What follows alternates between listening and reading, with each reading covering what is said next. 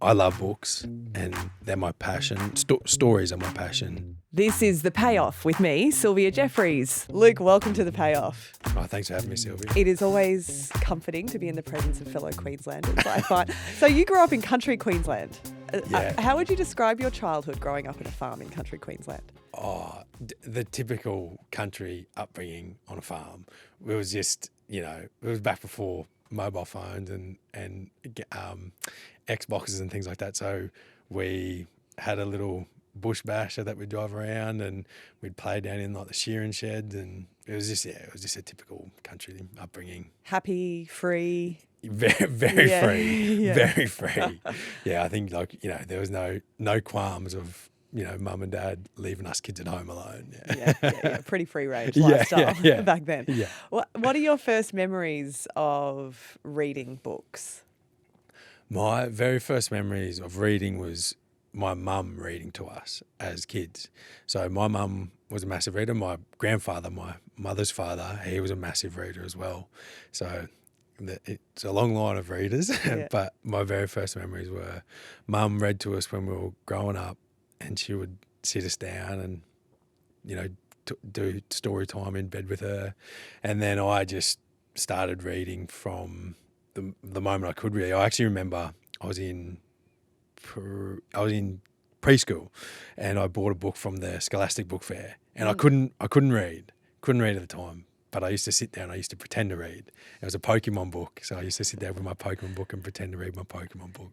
And and my brother used to pay out on me, being like, "You can't read." And I'm like, "Yes, I can." No, I can. couldn't. Yeah.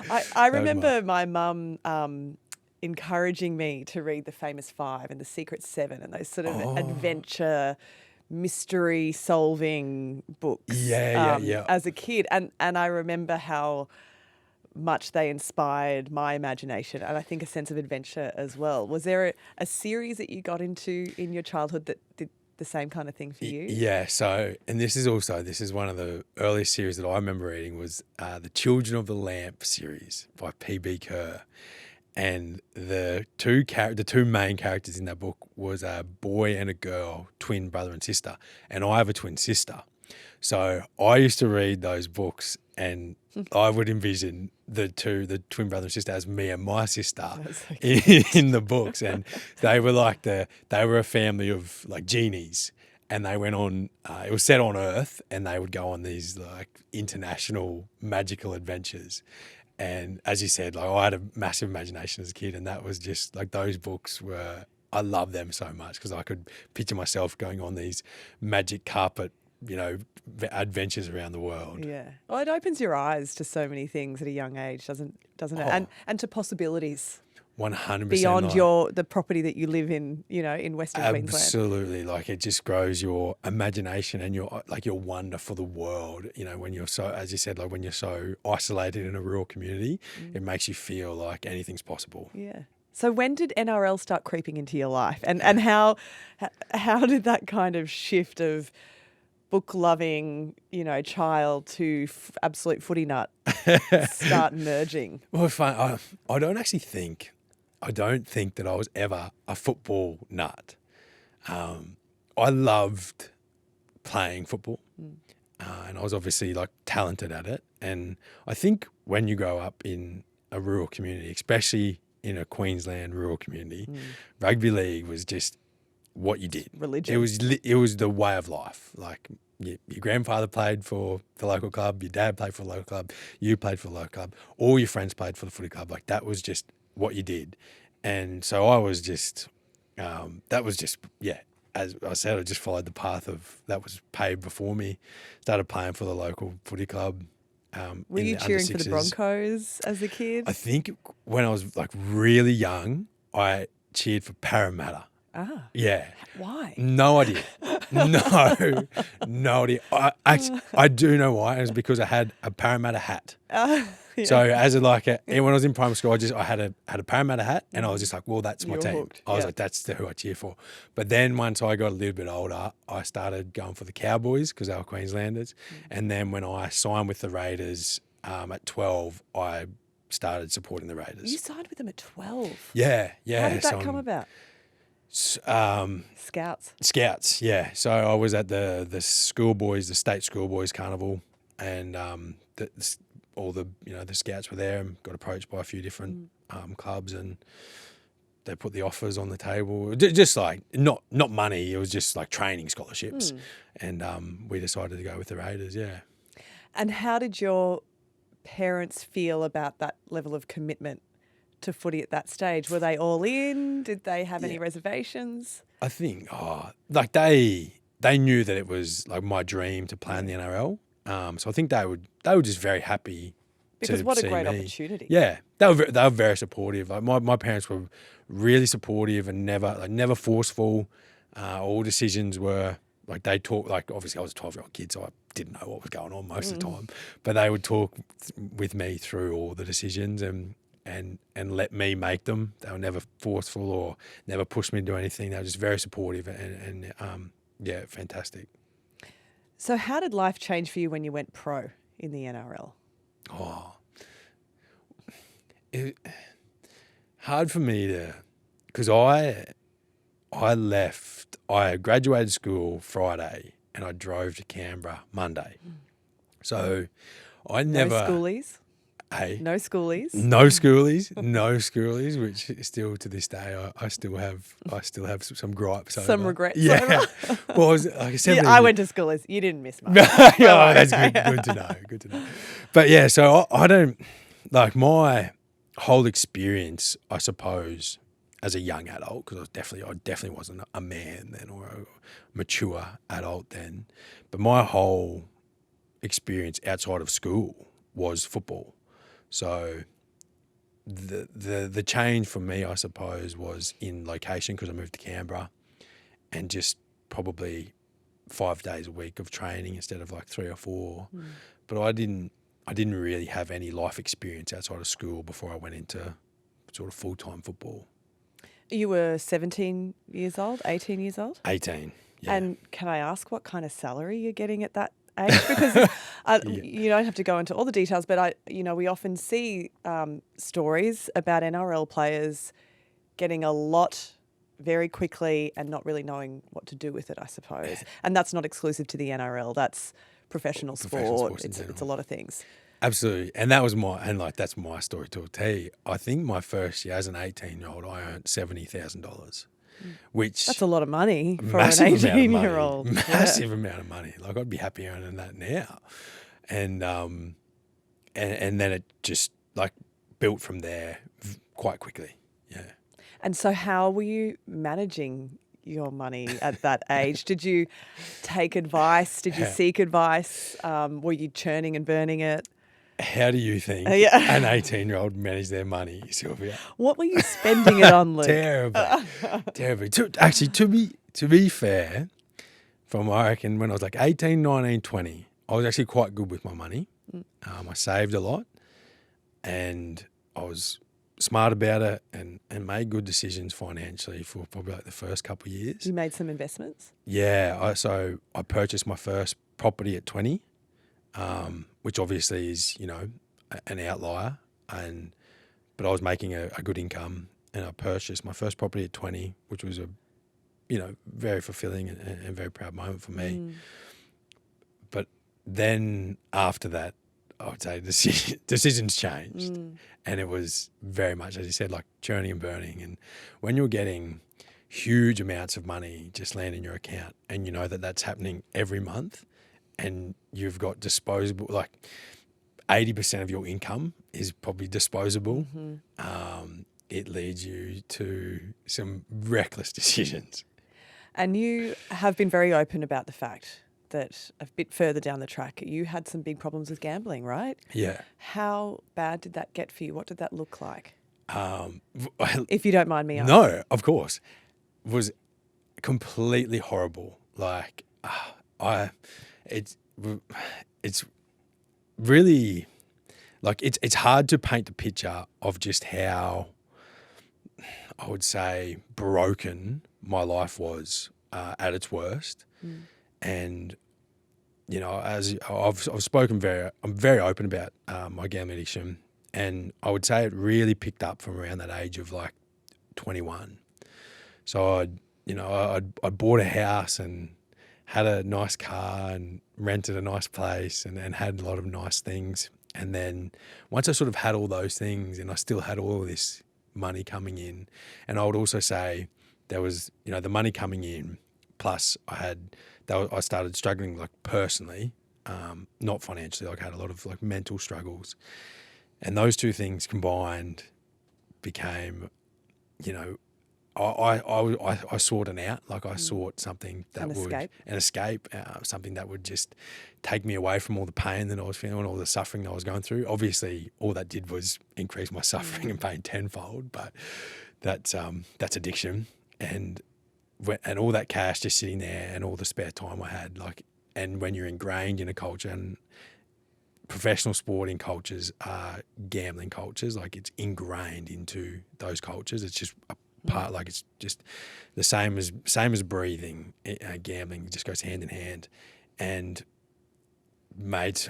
I just started spending. I was spending 100% of my salary on gambling. Wow. Yeah, I still have my property today, which I'm very fortunate for, and the only reason that I have that is because my mum was paying my mortgage for me. Wow. So what was the turning point? How did you break that cycle? Oh, it was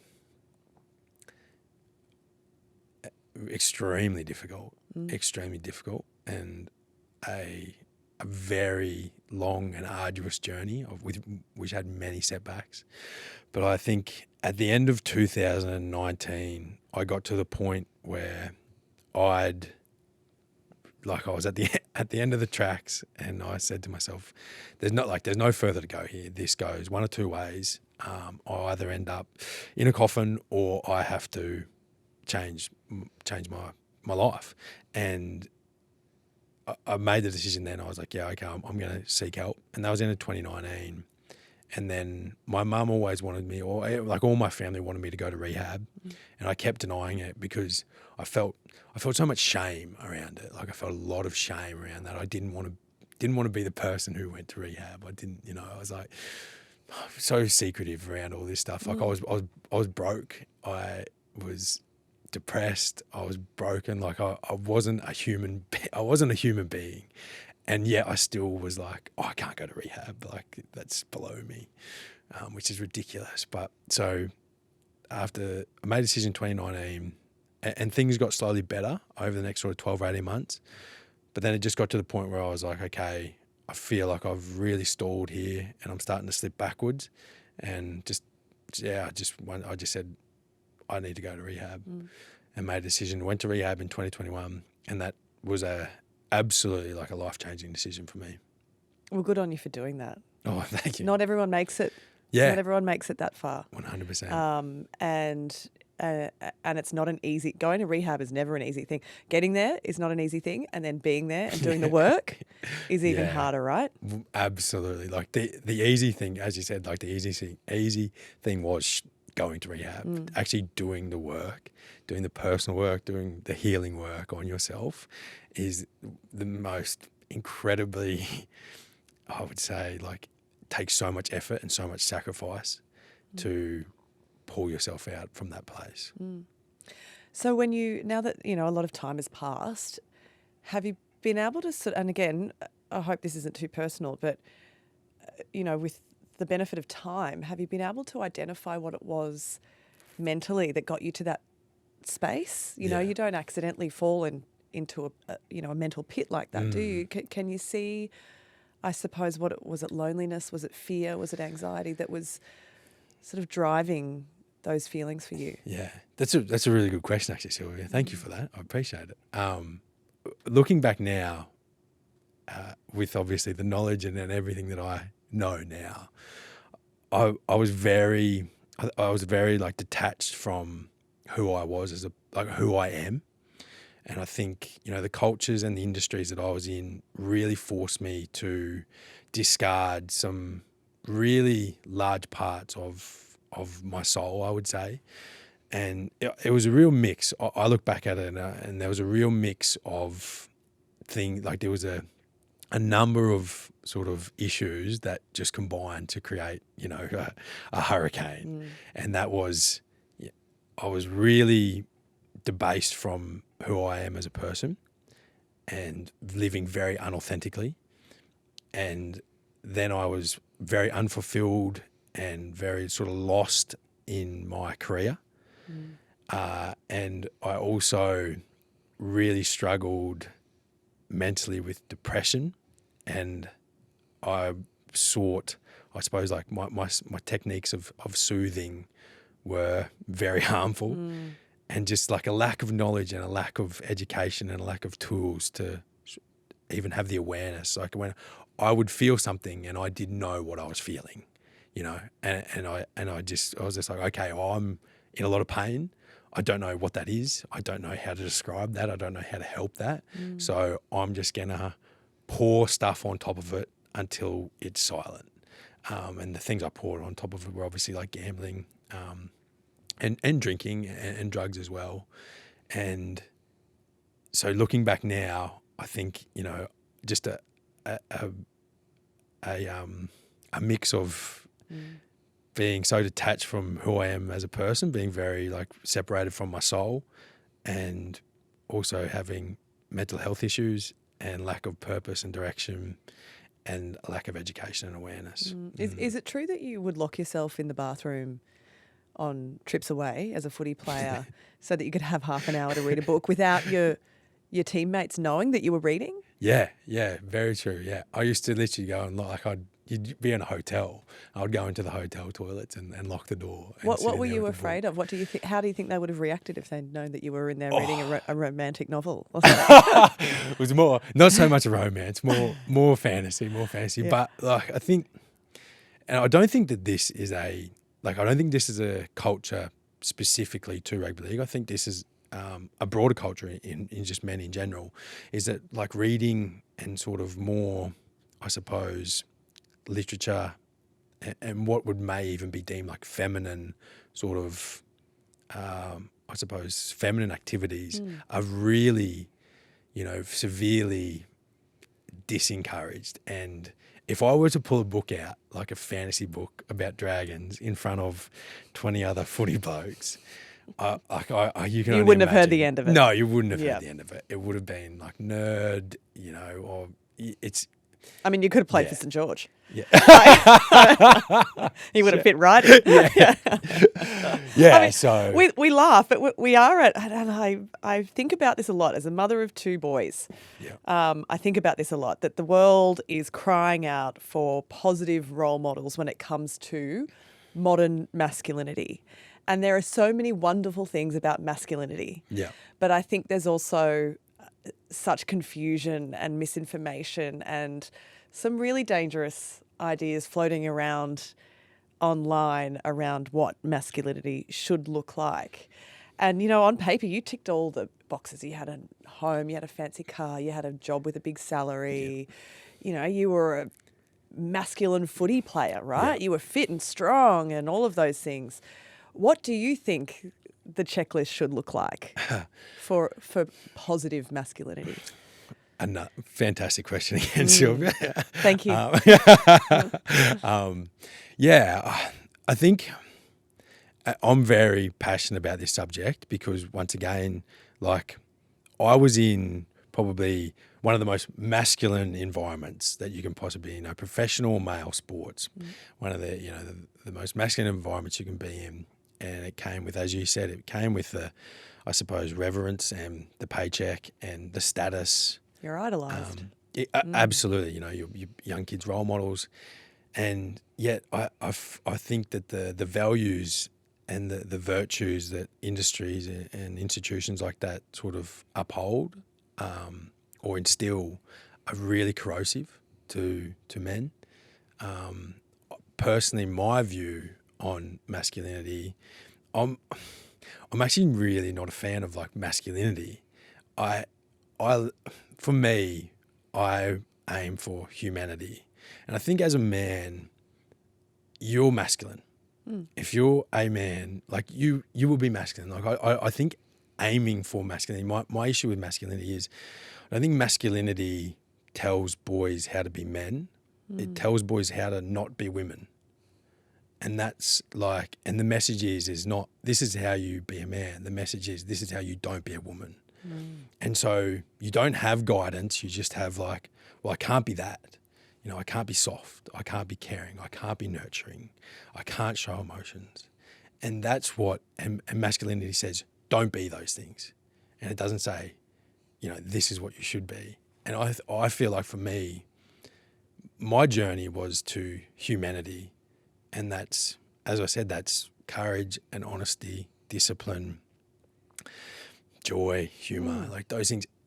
And as a man, your masculinity will show through.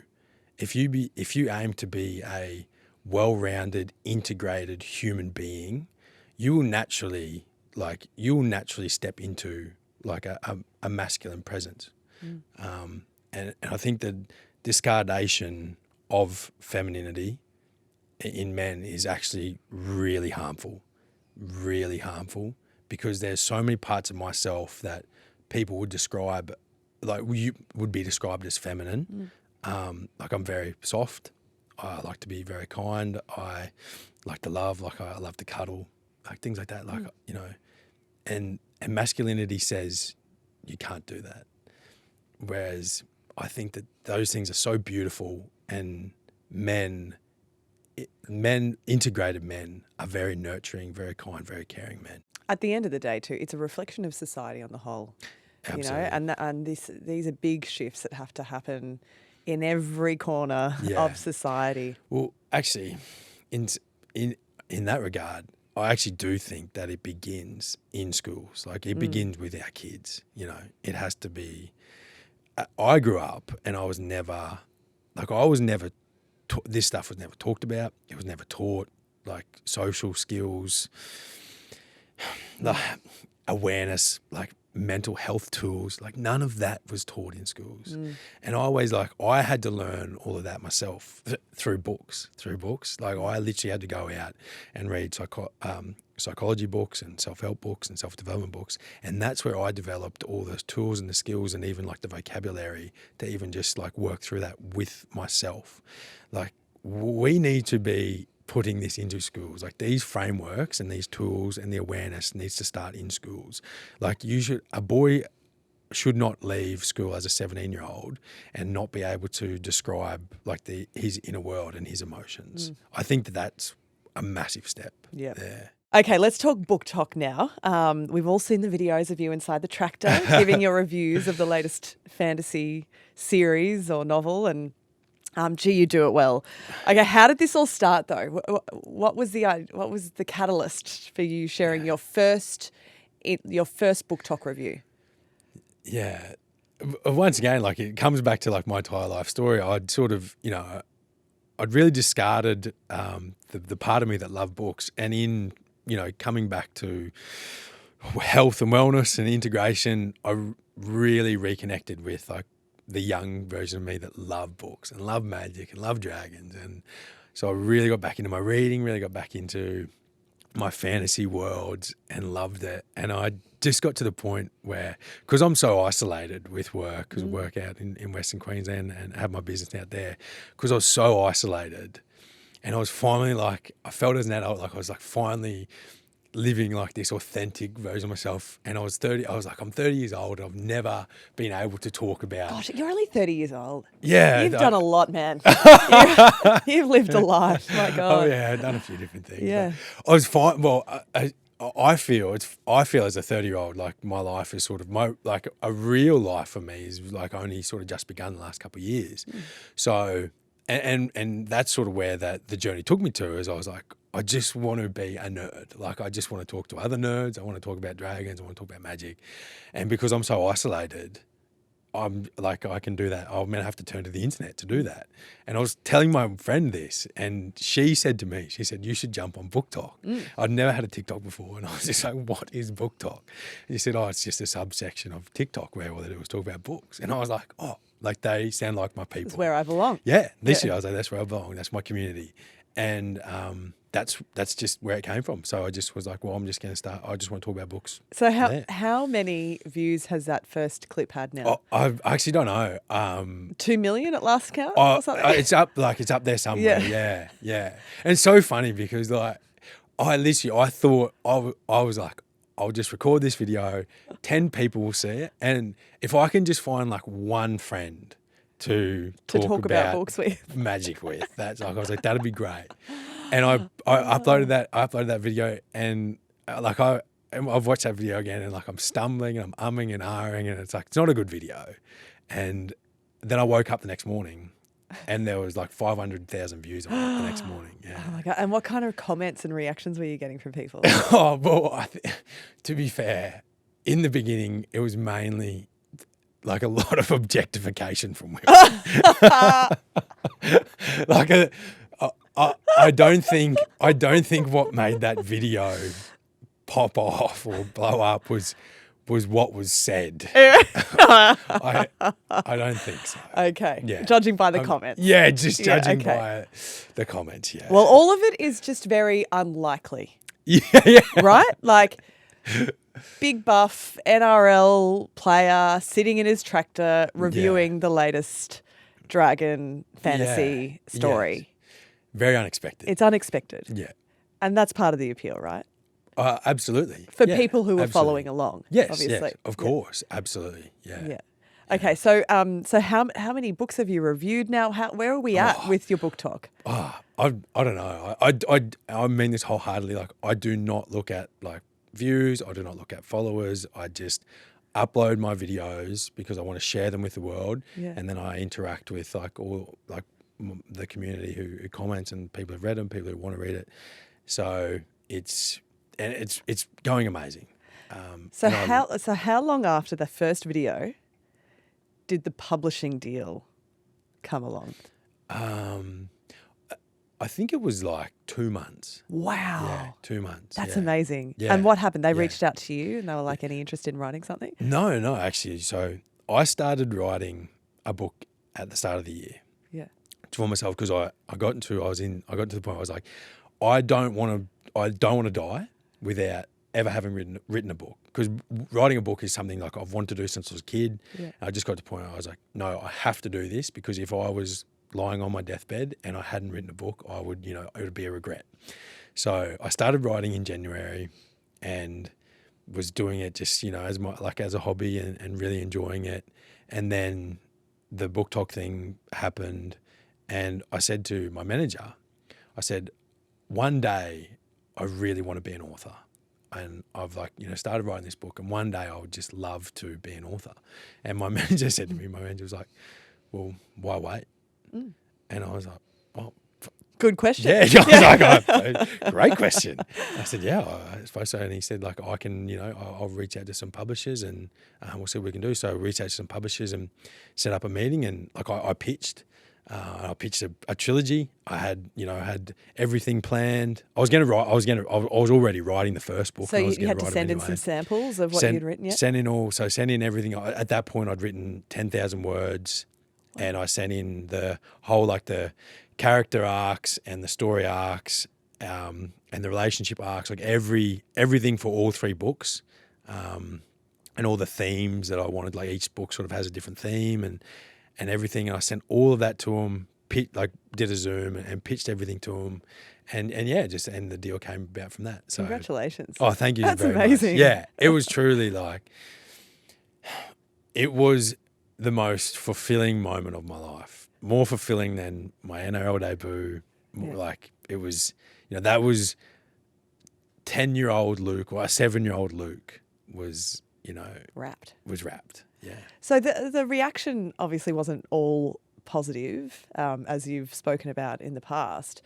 Some people in the literary world, sort of pointing out that it's so hard for other people to get a publishing deal, and yours came along so quickly. You got a 2-book publishing deal, right? Yep. How did some of that reaction affect you? Did it affect you? Yeah, absolutely. It affected me. I was really, really upset for a number of days, and I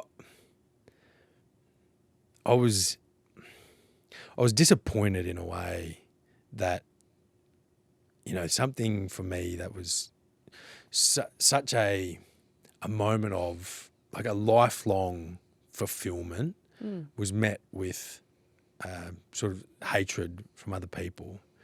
And it took me a little bit to sort of, I suppose, process that and come to terms with that, and then show the situation like empathy and compassion and step out of my shoes and into other people's. Well, because the discussion was that there is a lack of diversity in the publishing world, and they used you as an example, but you're not to blame for a lack of diversity on the whole in the publishing industry, right? And if someone comes to you someone came to me tomorrow with a 2-book deal, I've never written anything in my life, I would absolutely say, yes, I will find a way to write those 2 books, But yeah.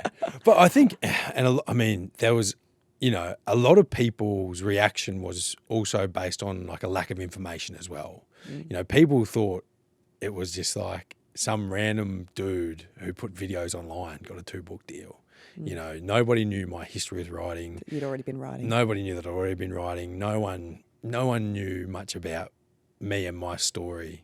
And so that's what I said, I hold a lot of space for those emotions and those reactions because, as I said, being able to be empathetic and compassionate towards what they've, other people's struggles is really important. So, and I do really understand that. But, in terms of diversity and sort of an ex-NRL player, farmer from Western Queensland writing. It does actually mix things fantasy, up a little bit. there is an element of diversity there. Sure. Yeah. So, what can you tell us about the books that you've written so far? I know you can't give us a full spoiler, but just a little. I would love to tell you everything, but it's a coming of age story, and I've taken a lot of what I went through my life journey in terms of the ups and the downs and the success and the failures and the personal, I would say like the outward journey that I went through and the inward journey I went through. A lot of those themes are going to be in the book. And as I said, it's a coming of age story. It's a self-discovery, self-actualization journey of a young boy who grows up in the country and discovers his magic. And then, once he's sort of discovered his magic, he really has to understand where that magic fits in the world and also how he uses that magic, which in the beginning would probably be pretty selfishly, but maybe, just maybe in the long run, it might help help more broadly. And all of a sudden he's on BookTok. Yeah. So a lot of the themes, as I said, are, at its core, it's a journey of self-discovery. And next minute you've got a podcast. Congratulations. Thank you very much. This is a great time for you. Life is going from one positive thing to the next at the moment. It feels like you've done a lot of hard work to get to this stage of your life. Tell us about the podcast, how it's going to work, what it's going to look like, who are you speaking to? Yeah, so the podcast is something I'm truly, truly so excited about because when I started my journey of talking about books, I really wanted to find a community and grow a community and even create broader change amongst men and boys in reading. So I feel like this is a phenomenal step to be able to reach more people and have longer form conversations about like how meaningful and life-changing books can be.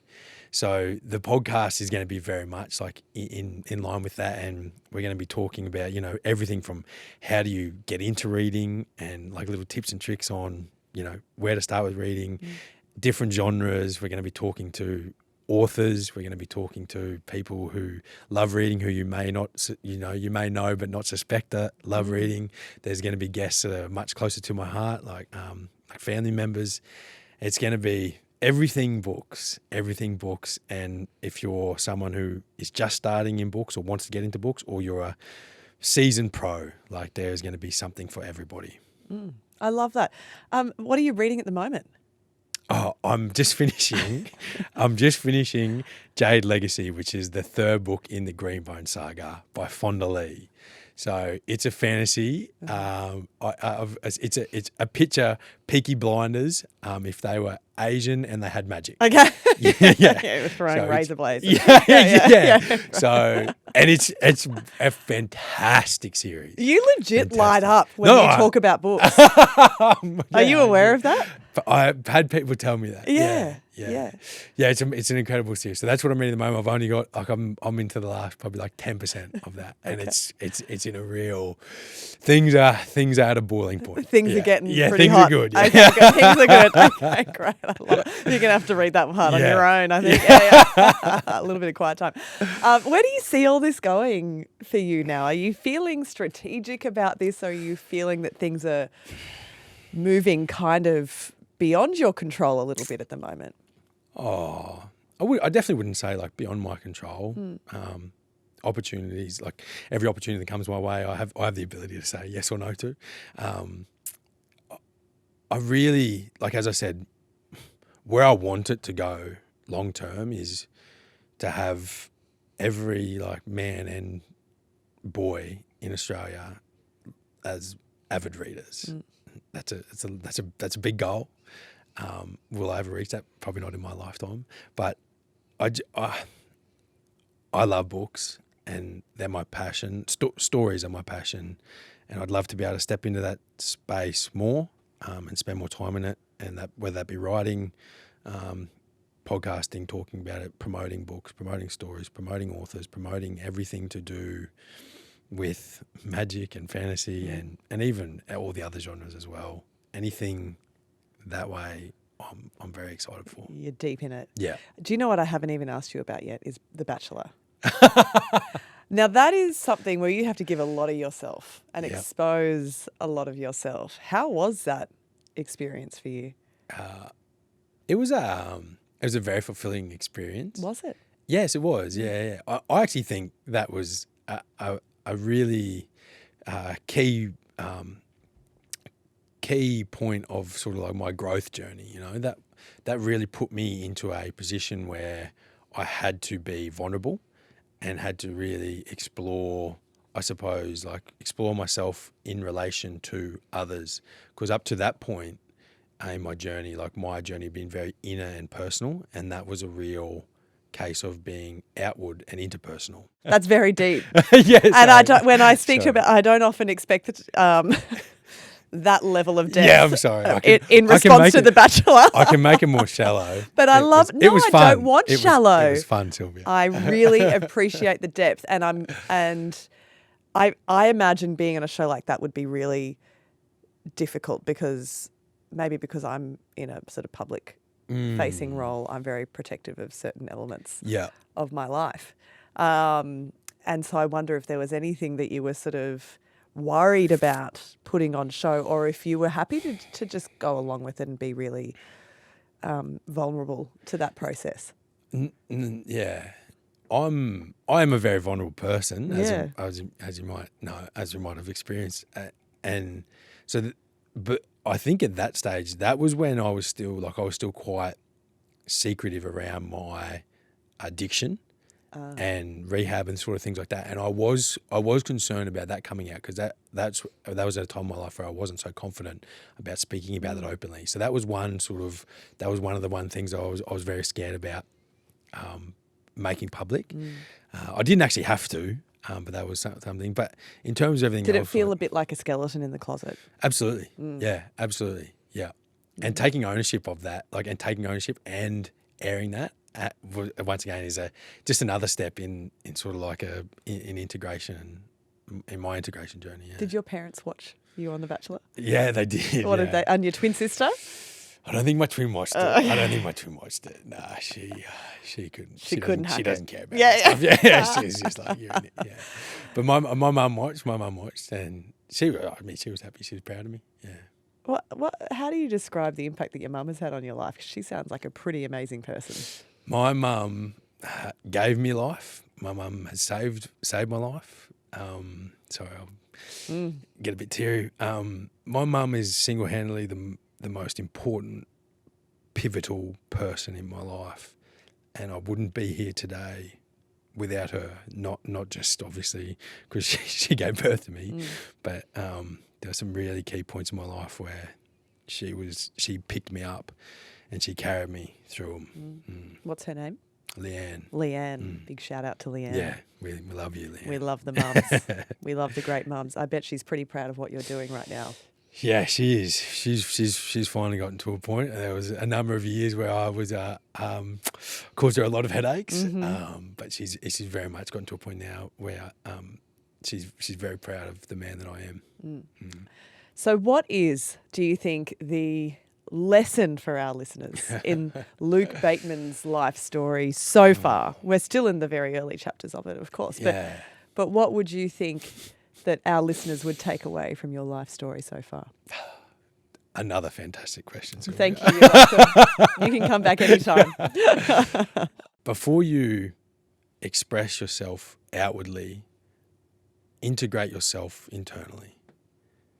And it is so important to understand yourself and know yourself and be able to speak to all the different parts of yourself through every situation in life, whether they be like joyous, sad, difficult, and being able to be an internal leader of yourself is the single-handedly the most important thing in the world.